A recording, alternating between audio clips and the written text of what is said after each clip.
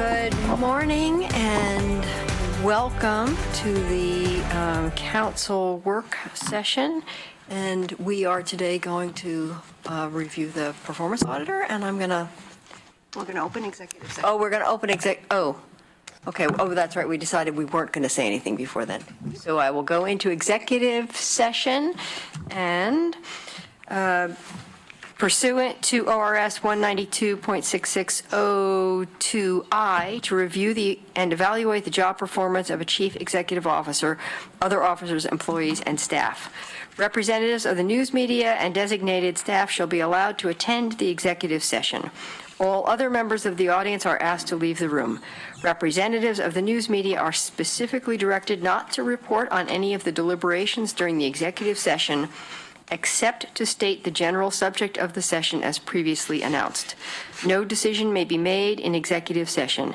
At the end of the executive session, we will return to open session and welcome the audience back into the room. I have a question. If I want to make a motion to reconsider, did that have to be at the beginning of the meeting, or can I make it after the executive session? You can make that after the executive. I know it has to be at the next meeting, but okay. Thank you. So we'll wait for the knocks. Wait for the knocks.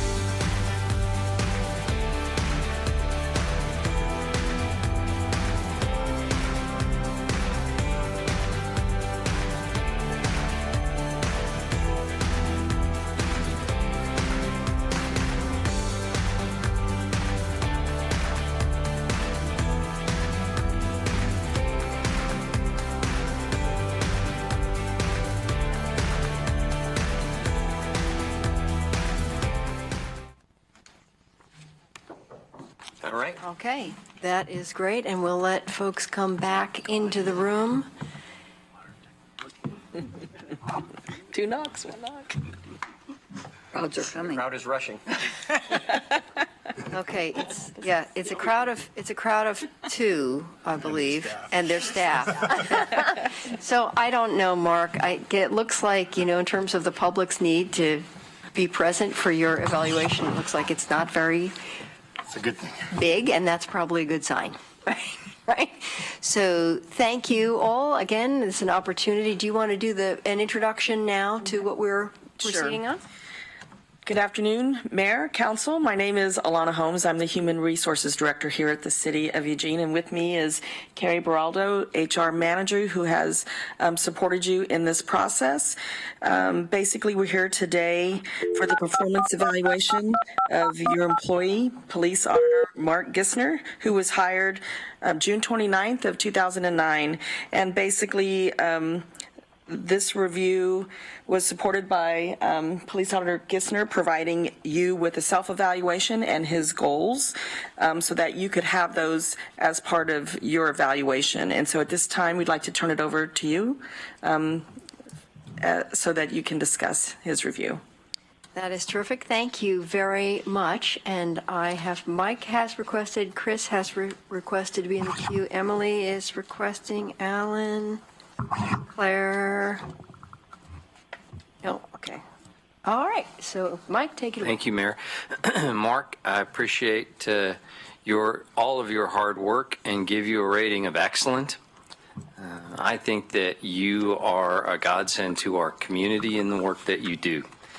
The Office of the Police Auditor was one that when we had the initial public discussion and the initial public debate and the campaigns and the public votes about the creation of it, it was a 67% overwhelming vote that we wanted one, but the form of it and how we work with that person and how it would all work in the community was very much up to a riled public discussion. One never reads about those things anymore because of how smoothly that office flows. And that's to be laid at your feet. And so that we say thank you for doing such a good job, that it runs smoothly, that it creates a sense of better capacity to trust the police department with all the transparency involved. That was the intent. And I think you do your job exceptionally well. I am glad to see another year of your service here and hope it continues. Thank you. Thank you. Chris? Thank you. Yeah, I wanted to reserve my comments for public session because I wanted to let everybody know that I consider you to do an excellent job. And after the experiences we've had with previous auditors, I think you demonstrate when you get the right person in the right place, you really get a good outcome.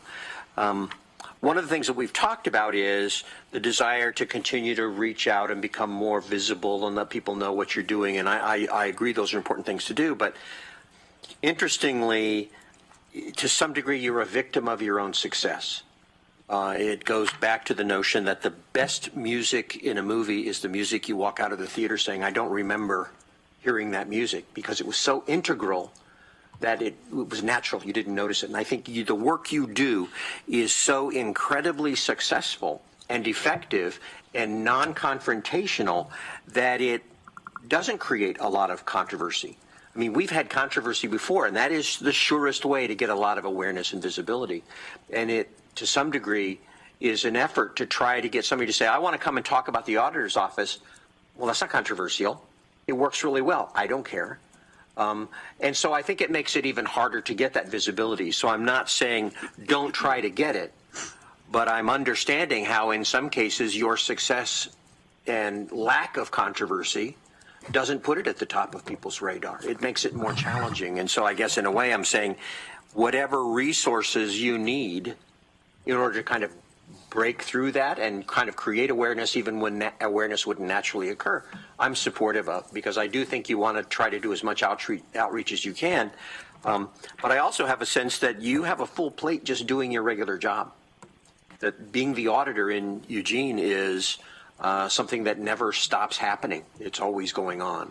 When I drive by your office, I see you're never at your desk because you're always out. You're always doing something, whether it's outreach or whether it's working on cases. So it's the long way around of saying you're doing such a good job that I acknowledge how hard it is to try to get yourself on people's awareness level. And so to whatever degree you can, I think will be great, but don't stop doing the great work you're already doing, because that is what is really creating the benefit for Eugene. So excellent across the board, and the degree to which you can continue, I think, would be good. But compared to what we've had in the past, I couldn't be more happy with the work you're doing. Emily? Thank you. I haven't been active very long, so I can't say much about improvement, but I've really enjoyed working with you, and I think you do an excellent job. I'm really encouraged and pleased about the increased outreach, especially to Spanish speakers. And I would also like to see outreach even bigger to all different populations of our city. I know some of my friends don't know that this office exists. I didn't until a couple years ago. So neighborhood groups are a nice start, but as we've said, not many people come, and so creative outreach could be beneficial. I also know and have heard how well you work with your staff and give them credit. I've noted myself that you're a very good listener and always prompt to answer any of my questions. And I look forward to your involvement in our recruitment process and conversations with our city manager about hiring a new police chief. You know our city and desires pretty well, and we'll have more after the surveys. And you also have worked in other parts of the country, so you're familiar with potential pools and people that might be available. So thank you. I look forward to working with you in the future, and I gave you mark of excellent. Ellen? Yeah, this year as council president, I've had the pleasure of being on the supervising committee for me and Mike as the council officers of Mark, and it's been a pleasure. I had 3 tests for you this year. One was keep out of the news, have the CRB be well run, especially since and staffed, since you have 4 new members. That was important since it was kind of a transition year. And then maintain or increase the respect of the community and the police union by providing fair and independent treatment of the complaints that come into your office. And I think you excelled at all 3 of those, so I gave you a rating of excellent. I think a good example of the last one about maintaining respect of the community and police union, especially the police union, is the increase in the number of internal complaints that EPD has done, where I think about 20% of the complaints actually come from officers about other officers. So that demonstrates their trust that a complaint will be processed and handled professionally, fairly, and independently by you and your office. So I think that's all excellent work, Mark. In addition, I think you made great strides in doing the community involvement. Great hire in Beatrice Hernandez. She's awesome. I think your staff works well, does really good customer service. And then I think you've also had a really positive influence on police policy, in particular, and procedures that we do. Deadly force policy, high-speed pursuits, de-escalation policies, I think they're different because you're here, and they're better because you're here. So my recommendations this year is continue what you're doing, because you're doing a very good job. Continue with the outreach, especially communities of color and underrepresented folks. Continue with the fair and independent evaluations. Continue that outreach to the neighborhood associations. I think all depends on which neighborhood association you go to. Sometimes I've been to one where there's 4 people. I've been to one where there's 75 people. So pick your meetings wisely. Usually a good development issue will get a lot of people there, so that's a good time to be on there. And then I too am looking forward to your involvement and input into the police chief recruitment. I think you've got a good handle on what the department needs and what the community needs from a very, very unique position. So I'm looking forward to that. So overall, excellent job. Keep it up. Thanks. Hope you retire here. Great. Claire? Thank you. Thank you, Mark. I also rated you excellent in the performance evaluation and didn't have a lot to add in terms of what I'd like to see you doing. I feel like you are meeting the goals of what was thought of when the community put in place the police auditor's office. You've professionalized the office. You've continued to expand its capacity to serve the needs of our community.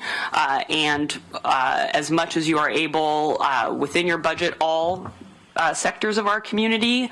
I find you very responsive to entreaties, for example, of about 2 years ago, I think it was, members of the Latino community who were especially concerned about your office's capacity to reach folks who might not be have English as their first language. And I felt that you really took that very seriously and implemented changes in your department that really were working to meet that need, not just giving lip service to it, saying, oh, yes, of course, we'll do that, but actually producing tangible results and materials and staff additions that really, I think, met the, again, were responsive to those appeals from that sector of our community. So I also want to commend you and your approach as a manager. You have consistently given your staff credit for their work and shine a spotlight on them and acknowledge how important they are to the success of your office. And I think that speaks very well of you as a manager and how you approach that role. And then I note in your self-evaluation, you spoke to the level of cooperation you experience with accessing police records and other files that you need to do your job as our independent police auditor, and that this is not typical of most police department auditor relationships that you're aware of. So I hope you will be able to work with our next chief in the same way, and I trust and know that you will work to develop a similar relationship with that individual so that your office can continue to have that important access. So I look forward to, as Councilor Zelenka noted, to having you retire here in Eugene. Thank you, Claire. And Betty? Thank you. As I said in the executive session, I would hope that you would go to neighborhood meetings. People who say that neighborhood meetings are poorly attended, that's when there's nothing they want to talk about. But I think if it were advertised ahead of time that the police auditor would be there, that people who are interested would come to a meeting. And I think gradually it would be good to get in touch with all of them. As I said in the executive session, it's good that you're doing outreach to the Latino community, but there are a lot of other people in town. And I do think that the lack of controversy is good. On the other hand, sometimes there's no controversy because people think there's no point, or they don't know that there's a place to complain.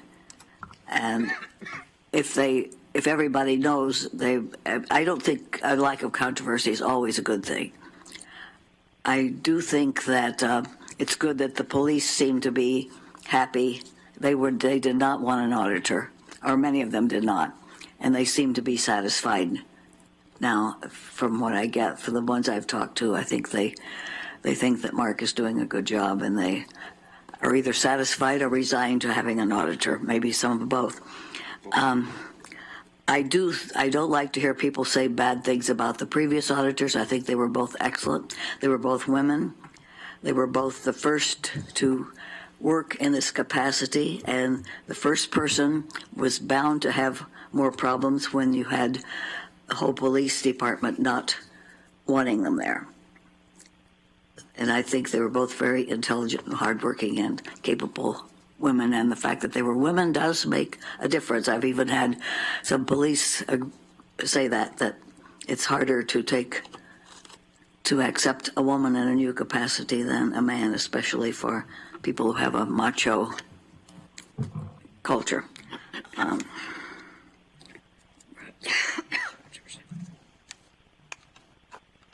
I do think it's good that you give credit to your staff. That's excellent. Thank you. Thank you, Betty. I'm assuming we do not have Counselor Evans on the phone. Is that right? Okay, well, I want to take my opportunity also to thank you for your work, and I also rated you as excellent, and I noted things that counselors have commented on. The Spanish language outreach to the community is just phenomenal, and it's a credit to you. It's a credit to you hiring the right person and giving her the resources and the freedom to do the job well, and that speaks very well. I also was very struck by the increase in internal complaints and reviews and see that as a positive thing. It is where we want to go, where people feel safe and comfortable talking about things in the workplace that they think are not going well, gives them a positive channel. It does pose this question for the coming year, and one of the things you alluded to in your assessment was the continued focus in training, experience in training, and I think so as we focus on that training, I'm interested in that goal, if that relates to the number of internal complaints, whether some increase in training means that there's less need for complaints. So it would be interesting to see over time how that plays out, because what we want is a well-trained police force that feel comfortable that they're working well together, and hopefully you're the last stop and not the first stop when things aren't going well. So I do commend you, I think, and I do think the fact that there is less controversy, that you're not in the headline news means that you're simply doing the work well and relating to people well and being accessible where you are and needed, and that speaks volumes. And I have been around long enough to remember before we had an auditor the issues that we had as a community and how rough it was to get started with the auditor role, and really am grateful to you for the way in which you've institutionalized it in a positive and constructive way. So I rated you as excellent. I look forward to working with you in the coming year. Thank you very much for that. And I wanted to mention one other thing that you talked about a little bit is this transition from this 21st century policing outlook, if you will, transition from warriors to guardians, I think is working well in Eugene and with the officers and the staff and the command staff. So one of the reasons I think that we don't have as much publicity or things in the news is this real effort to try to problem solve and de-escalate things. I think a term like verbo judo always and will be like jargon, but de-escalation is no longer jargon in policing. It's a real effort to problem solve. I think people are realizing that incarceration isn't always working, and so I think unfortunately the force that remains is oftentimes for those who are suffering mental illness or substance abuse, and I don't think the resources are dedicated from even the federal government to the state government to local government to deal with those particular issues, and that's an awful lot of contacts that police have, and in fact that's our office as well. I think the second thing is I never envisioned being in an ombudsman role for service-related issues, and that consumes an awful lot of our staff time. So I think that's actually worked out pretty well. On the internal complaints, sometimes I notice them. Sometimes it's a sergeant or a lieutenant that says, I think this ought to be looked at. And so I think that's where we get on that. For another community thing, if I can make a plug right now, I'm sure Beatrice would appreciate it. On December 6th, we're organizing a public safety community gathering, all in Spanish, that's going to include fire and police and our office and emergency services and the Human Rights Commission, so that as you can imagine, if you've been in another country and it's not your language, what happens if my basement floods, or what happens if a window is broken, or how do I file a police complaint? So we're working to organize all that stuff so that people have a better understanding of anything that might be public safety related to, again, still attempt to build that bridge. We recognize that in some communities the trust level's not there, and we're trying to find a macro solution to that. So that's going to be one of the launches that we're going to have on December 6th. And just any kind of question you have that's public related. Even, I don't think you have tornado sirens here. Do you have sirens that go off every now and then? No. Okay. We have sirens. And so even if you hear, a siren or something like that at any particular time, what does that mean? And if you don't speak the language and you don't understand the culture of the government that you live in, then you don't know what that means. And so we want to offer that out there. I don't think it's going to be a huge launch, but I think, again, it's just another building block towards gaining trust in the community. So we're really looking forward to that, and Beatrice is doing a great job organizing, again, all in Spanish, and hopefully we'll get at least some participation, watchers on Facebook Live, for example, and things like that. I'm not sure on attendance yet, but I think that that's a good thing that we're going to be doing in December. So. Great. Thank you so much, and thank you for your good work. Thank you for your report. It was very interesting to read. I appreciate meeting with you, and I think we have one possible motion on the table. Mark, was that December 6th? Is that an event or just a launch? No, it's an event. We're not sure. We're either going to probably have it at an elementary school or a church, and then again, I'm not sure. Again, people are still leery of going to an event where there's law enforcement related people. So part of what we want to do is have that also streamed live on Facebook and stuff, and have people, if they want to submit questions ahead of time in Spanish, that we can try to answer those questions. We included Human Rights Commission if someone makes some sort of hate related statement towards them, what they can do, what are the options for them. So I think it's a good start. Again, we'll just see how it goes, and I'm hopeful that it just continues to grow every year for any kind of question that's related to public safety, and how many questions of all our office, I don't know, but again, at least give people some opportunity to understand how the system works, particularly if they themselves have experienced something, like even, again, they come out and their car window's broken. Who do I call? What do I do? Or if my basement floods, who do I call? What do I do? Just for people watching on television, some background, police auditor is one of the three employees that City Council has: police auditor, the city manager, and the presiding judge of the Eugene Municipal Court. And so the supervisors is the council, and we have a contract with Mark, and the contract with the police auditor provides with respect to an annual cost of living adjustment, or COLA, that the city will consider cost of living adjustments. At the same time, other non-represented employees receive cost of living adjustments, and that cost of living adjustment must be approved by the City Council.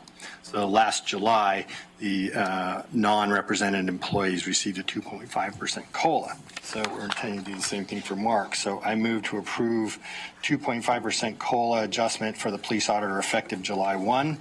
2017, consistent with the other non-represented employees, and to authorize the council president to execute a contract amendment consistent with this motion. Second. Any discussion, questions? Emily? In dollars, how much is the increase? As of right now, an hourly rate is $58.58, and so with this increase, Mark Gissner would go up to $60.05. So he gets paid hourly?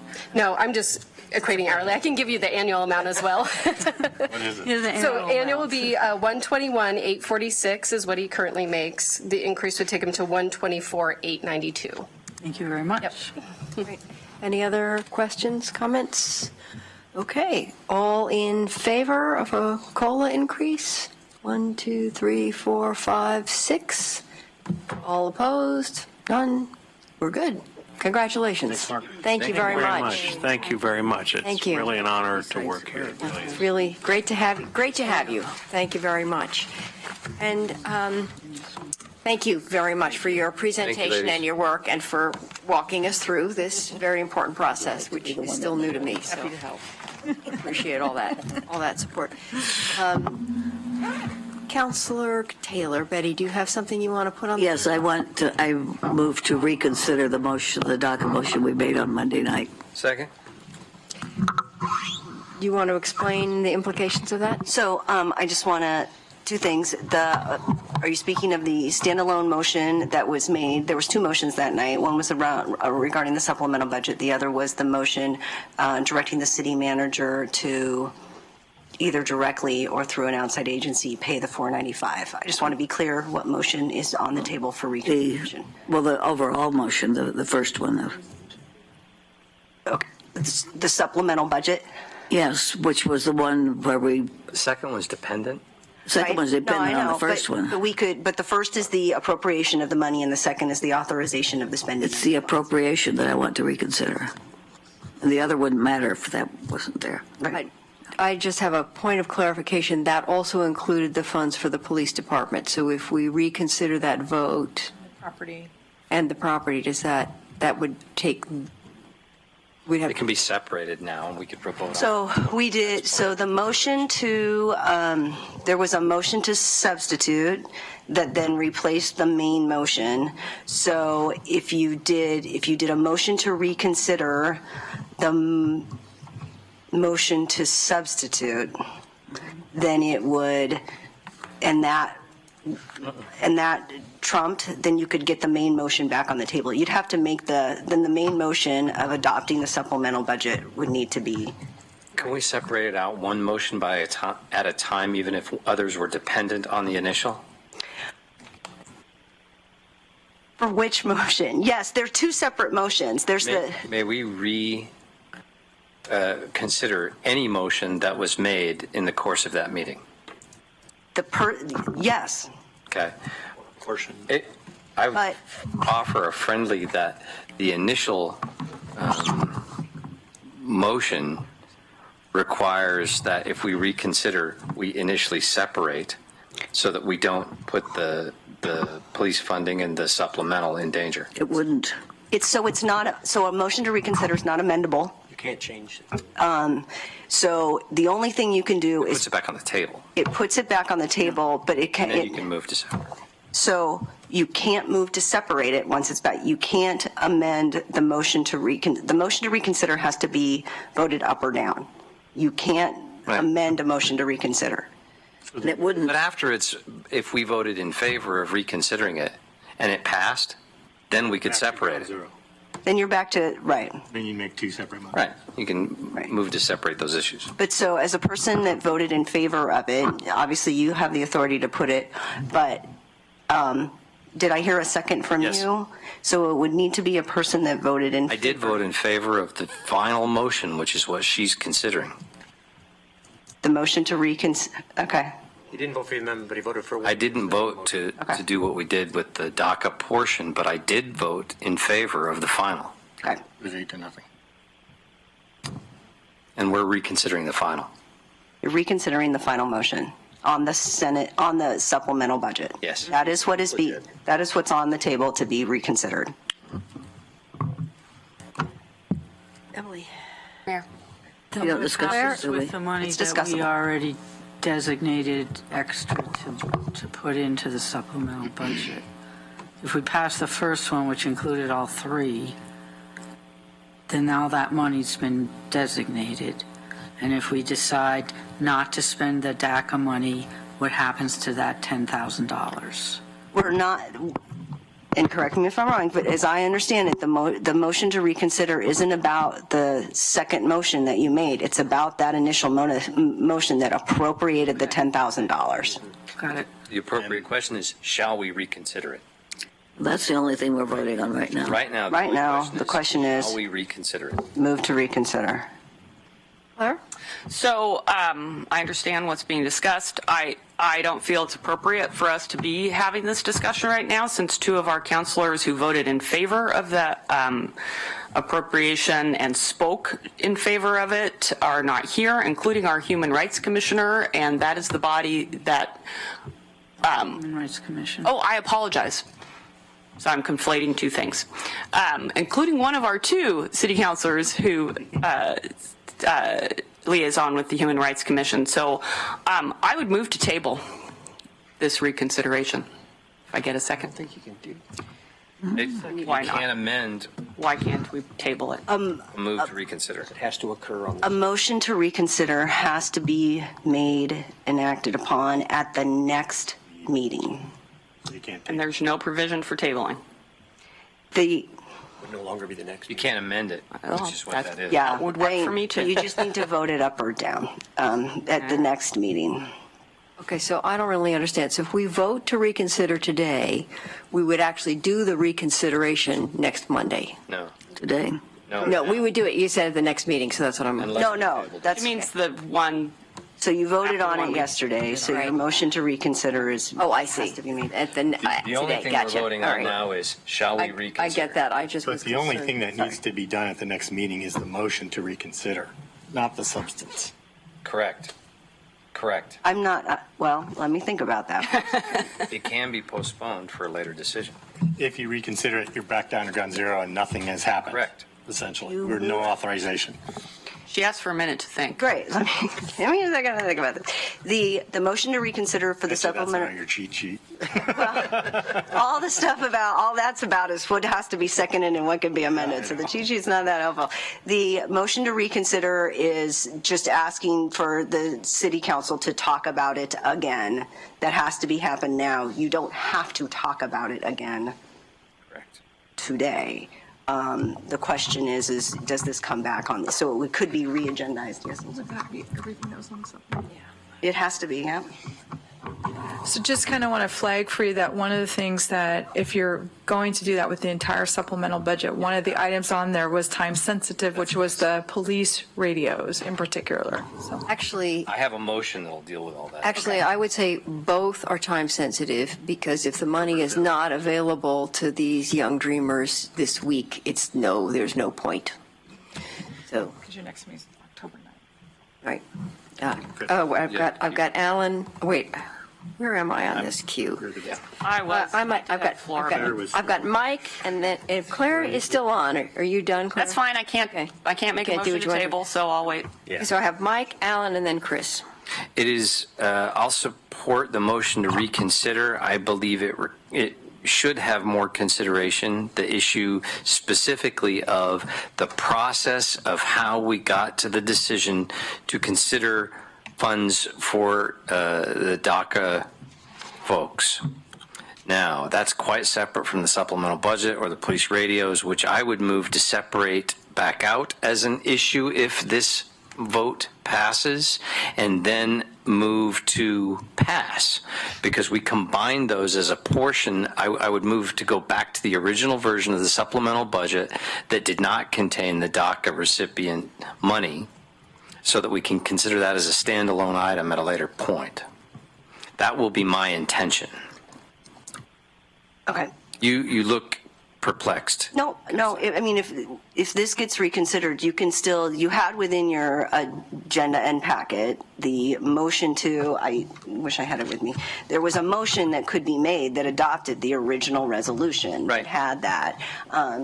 Do you have counsel? Yeah, and I'm saying that my intent, if this passes, is to make a motion to pass that recommended supplemental budget with the police radios today and to consider the DACA expenditure at a later time. Okay. Your next meeting's October 9th. If that, I mean, if it's 5 minutes later, it's later, separate issue. Right. What I'm well, let's vote on, once you vote on the motion to reconsider, depending on how that passes, and then we would get to you the ability to act on your supplemental budget minus DACA today. We can do that. Oh, I might have it here. Okay, sorry, I'm shuffling through papers. Yeah, no, I was looking. Getting lost. All right, Alan, and I will look for this. So for those who have made the motion, Betty and Mike, what is it that you want to do in the reconsideration? Do you want to eliminate it completely or change the way it's done? We have permission to speak? Work session, it's more informal. Oh, I don't, sometimes it's fun. I think I voted the wrong way, and I want to reconsider. I think it was done hastily and emotionally, and I think it deserves more thought. I might want to change the way we do it, but first we have to agree to reconsider. True, but my vote depends on why you want to do it, what you want to do. Because there is a time constraint on this, because the applications have to be done by October 5th. And so if we reconsider this and throw it off to the next meeting, We could reconsider. We could reconsider it today, but I regret the way I voted. I'll say that. I want to vote differently. My answer would be different. And Oh, sorry. I'm sure it would, but and I think Germaine. I think that it was not the right choice. so you'd vote no. I don't know for sure. It depends on whether it's modified or not. When Ellen suggested a loan instead, I thought that made more sense, actually. But I think to do the whole thing, the full amount of what they have to pay was not a right thing. And I think it needed more discussion and more thought in it, and we could do that today. Yeah, my comment about that is that we more or less have to do it today, because the application deadline, we don't have another meeting in between, if I'm correct, right? My Mike, answer to your question is to concur with the idea that I was okay with the loan idea as well, because that presents a variable amount opportunity and the opportunity to help more than 20 people who may be covered in this particular issue. And that could be a matter for the manager to work out. But I would certainly be more in favor of the idea of, as you suggested, a loan.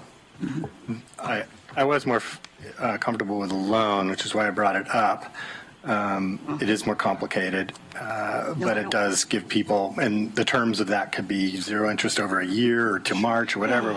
I'll leave that up to the city manager to determine. But the reason I didn't put it out as a motion is because it didn't have enough votes. It only had you, me, and Betty that thought a loan was a good idea. So I didn't push it. So I still understood the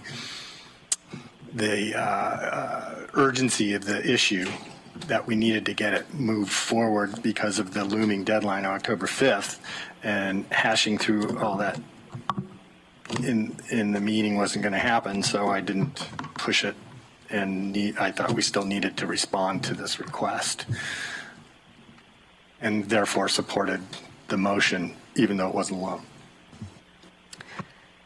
Chris? So one more. Sorry. So if the motion would be to reconsider to make it and then turn around and make it a loan, I don't believe there's a sufficient number of votes to pass that either. But I'll let the four of you say what you think about that. Can I jump back in here quick to respond to Councilor Syret's question about a motion to table? So I can say in my little bit of digging that I'm doing here, that's not 100% clear of whether you can move to table, or actually move to postpone to a time certain, a time to vote on the motion to reconsider. So as the mayor, you get to decide how things run at your meeting. So if you want to allow a motion to postpone to a date certain, the motion to reconsider, you can allow that as the mayor. What I can't tell you 100% is what is allowed under Robert's rules, but the way your operating procedures are done is you can decide what motions are in or out of order. So you could decide that a motion to reconsider or a motion to postpone into a date certain is it's in order and it can be voted on. And when you say motion to reconsider to table to a date certain, in this case, So it could. So the question would be, and Councilor Syret, I don't want to put a date in there for you, but let's just say October 9th, because that's your name. So motion to postpone the motion to reconsider until October 9th, you can decide whether that motion is in or out of order. Okay. Can I ask a process question? You may. I mean, obviously, my goal with tabling it would be to stop this discussion. And does that mean if that was to prevail, the supplemental budget would proceed as we voted on it Monday? Right. Then the motion to reconsider isn't on the table until next Monday. So it or would Monday the 9th. essentially make it moot, a moot discussion. Yes. Process kill the discussion. Yes, Yes. that was the idea. Thank Same you. as voting no. I don't understand. Didn't understand. Do Can you explain? I one can't. more explain? Wait, let's can. let the big. Okay. So the question that Councilor Syret asked is, can I move to table? And so there's two. What? Table the motion question to to reconsider. reconsider. So what is on the table for you all to vote on is a motion to reconsider. Shall we reconsider? Shall you reconsider the vote on the supplemental budget that happened on Monday? Councilor Surratt asked, can I table that? With a second, can I table that until October 9th? And based on all my knowledge of Robert's rules, I can't tell you with absolute certainty that a motion to reconsider can be postponed. But as the mayor, who gets to decide whether motions are in or out of order during a meeting, she can say whether that motion to postpone until October 9th is in or out of order. So I just wanted to clarify that because I said no, but as I'm trying to figure this out on the fly, then it's always within the mayor's purview to decide that a motion is in or out of order. The second part of that is that the motion would stand as approved Monday, and the city manager would do whatever he needed to do before October 5th and loan out the money or give the grants. And October 9th would be the point would be moot because we'd already done it. So it's tantamount to basically killing the idea of rejecting the DACA scholarships. Or changing it. It's the same as voting no. It's procedural gymnastics. You could just vote no, and then the same thing would occur. We could vote no on the Motion to reconsider. Right. Which, that's an interesting thing. Any other questions, discussion about that? in the queue. Chris, I still have a queue, yes. I have Chris and then Emily. Go for it. Yeah, I'm hearing two parts to the conversation. The first one is what we did, and then the second one is how we did it. And I actually am in complete agreement with the folks who are concerned about how we did it. I think it was rushed. I think it was pushed. I'm always opposed to making decisions under pressure or under stress, whether it's external or even internal. And so I'm sympathetic to the notion that it came up on Monday, we acted on Monday, it was all very fast, and there was not a lot of opportunity to think about it or have the public be aware of it as well. With that said, then I look to the other piece, which is what we did. And is what we did an appropriate thing or an inappropriate thing or a good thing or a bad thing or however you want to define it. And that's the one that is, I think, in many respects for me, the more interesting one because even if I had had more thought, one more time, would I have come to a different conclusion to provide support for these DACA kids? And as I said in the meeting, if this helps to stabilize kids, then I'm supportive of it. I may have been rushed to do it, which I don't like, but would I have had a different outcome if I had been given a week or 2 weeks to do it? I probably would have still voted the same way because I'm supportive of the basic desire for what they want. So the quandary for me is I support what we did, but I'm unhappy with how we did it. And with that in mind, I think we should change our procedures for the future to say we shouldn't get into this again. This shouldn't happen another time. We should figure out what our processes need to be in order to avoid being put under that unnecessary pressure to make decisions. But will a reconsideration solve that problem? No, I don't think it really will.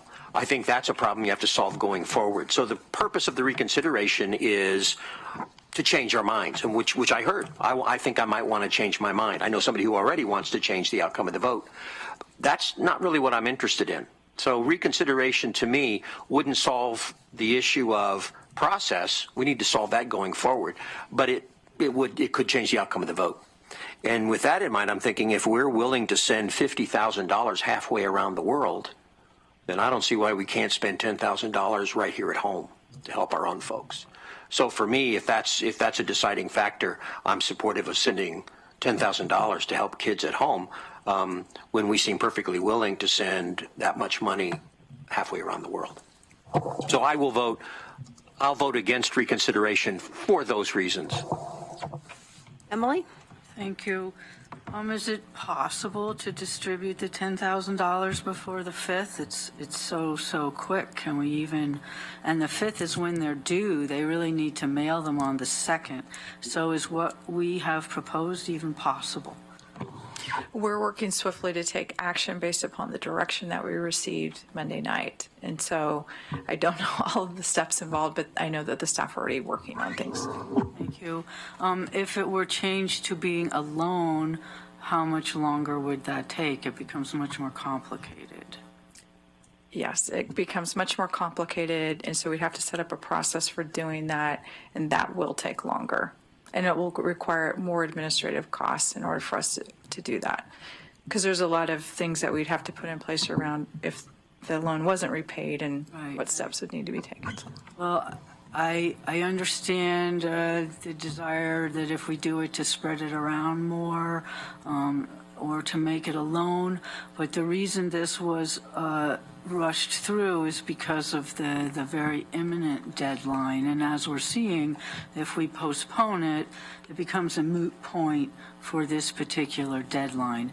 And because we don't know what will happen with the federal government's decision about this, if we've missed this deadline, I'm not sure that giving $10,000 is going to get the same result as what we're looking for, some of us, right now.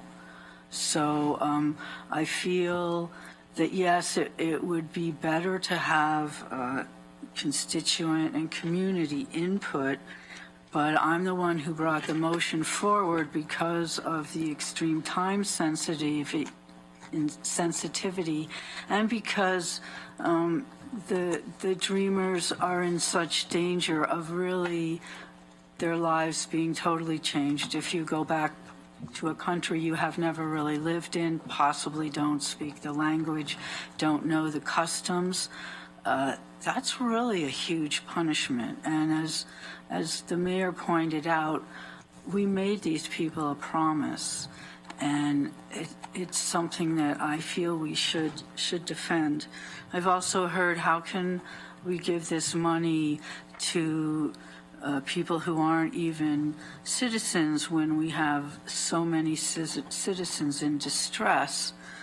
And I understand that, but I don't think the danger is quite the same.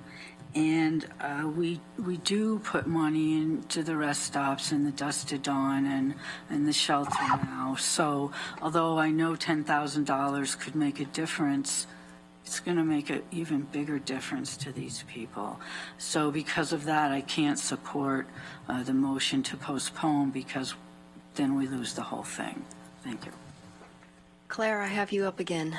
Thank you. Yeah, so I'm not embarrassed at all to try to use procedural parliamentary procedures to kill something I don't think should be discussed. But since it's a question and that the mayor would have to decide what was allowed, I won't push the idea of asking to table the motion at this point.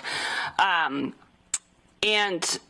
you know, I might be actually fine with some adjustment to the motion that directed the city manager and to amend the amount, the $495, I think that was listed there, to potentially reduce it to a smaller amount so that more recipients might benefit. So they would have to put some of their own money in. We would provide some gap funding, not necessarily the whole amount of the application process.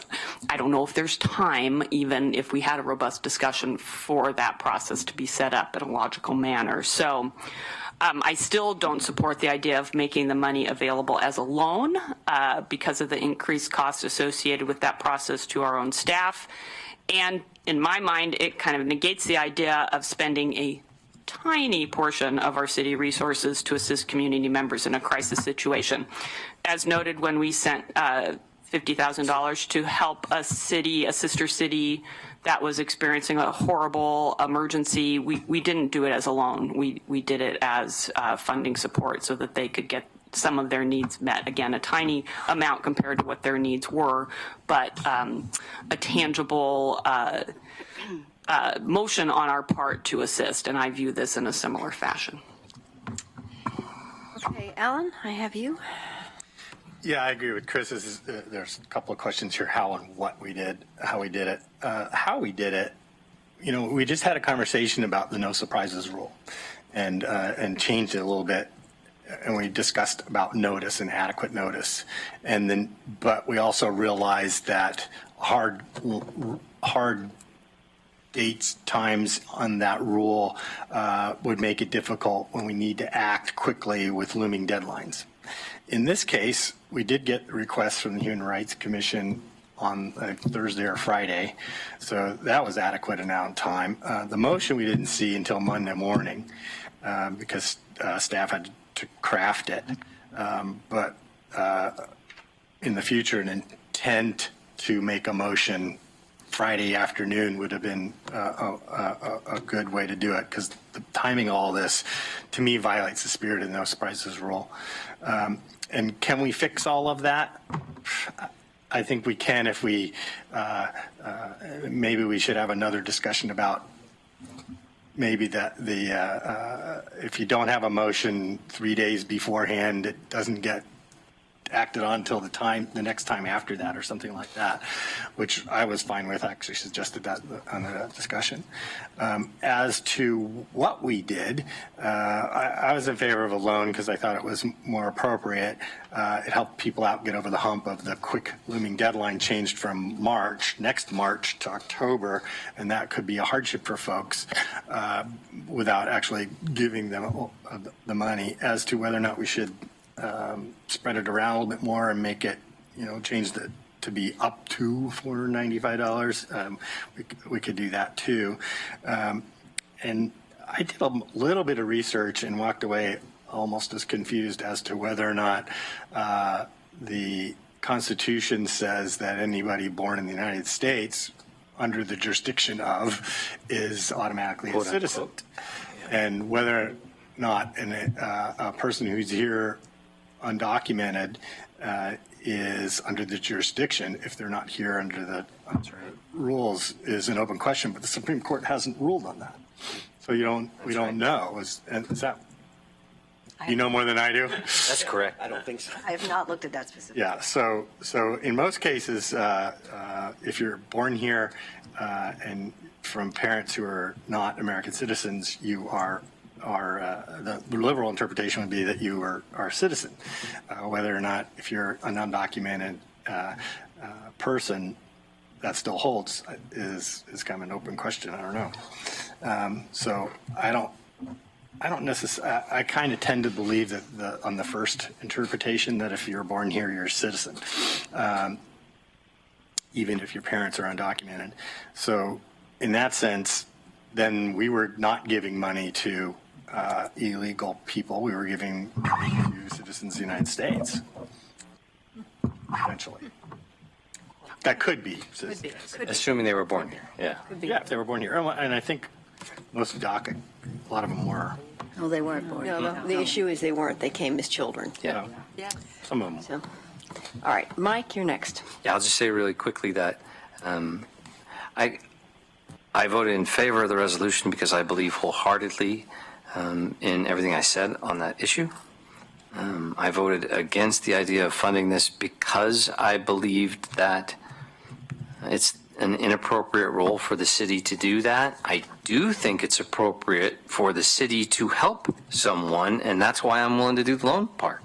I think it's completely appropriate for us not to give other people's money away for this issue, but to help someone as long as we have the capacity to, and loan the money. And I think that's perfectly appropriate. But I need to say that I also voted against the Kathmandu resolution for the exact same reason that at the time I said that it's an inappropriate role for us, and that it's a horrible precedent, just like I said on this one. And I was told repeatedly at that table, no one would ever cite our having done that as a precedent until 3 people did during this conversation. So again, I'll say, I don't think it's the right role for us, and it sets a bad precedent for future decision making, as has been borne out. Thank you. Okay, I know, Betty, I do want to make a comment. I'll let you go first. I just want to say I think we are reconsidering. I find that interesting. Yes. Well, That's the motion on the table. What we're discussing is, no, No, she's right. She didn't make the motion at the table. what we're discussing is not whether to reconsider or not. We're discussing whether it was the right thing to do or not. So I just think it's a point of order. I know Catherine has something to say, but I do want to weigh in on this. I think that it's ironic. I do agree that this quick turnaround of a motion does fly in the face of the no surprises. And I think part of that is for us to sort of embrace that there are going to be these moments in which this simply happens because we live in a fast-paced world and sometimes there's a crisis. Partly it can be a process conversation that we have even with the Human Rights Commission, that if they'd given us a letter 2 days earlier, we would have been a little farther ahead. And so maybe that's kind of part of our outreach with the boards and commissions, that when these things come up, give us as much lead time as you can so that our process is followed. I do consider it ironic, however, that when we're concerned about our process and the implications, that we are creating a very uneven, unpredictable process for these young people that we are endeavoring to help. That we are giving them money on one day and the next day saying, oh, maybe we won't. Oh, or maybe we'll give you a loan. Oh, or maybe we'll, I just think, a decision is a decision. Live with it. And if it's not the right, if it feels that there are enough rough places that we want to fix, then that's the learning curve for us as a council about how to improve the process and do it better. But I really don't think that we should treat this as something that's flexible right now, because the timelines are so tight and the consequences are so dire to these young people. So that's just putting that out there.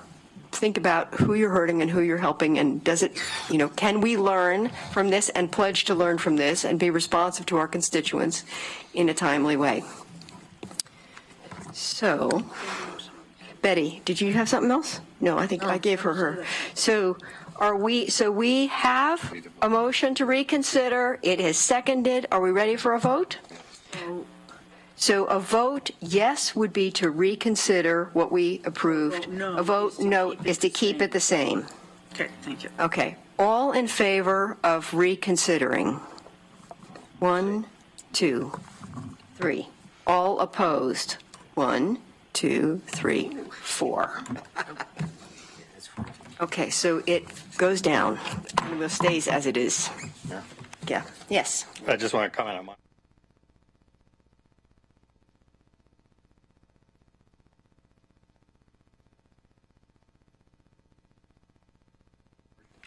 Okay, sorry, I gavelled I out of think we're already emotion, but adjourned. we're done. That was practice. I think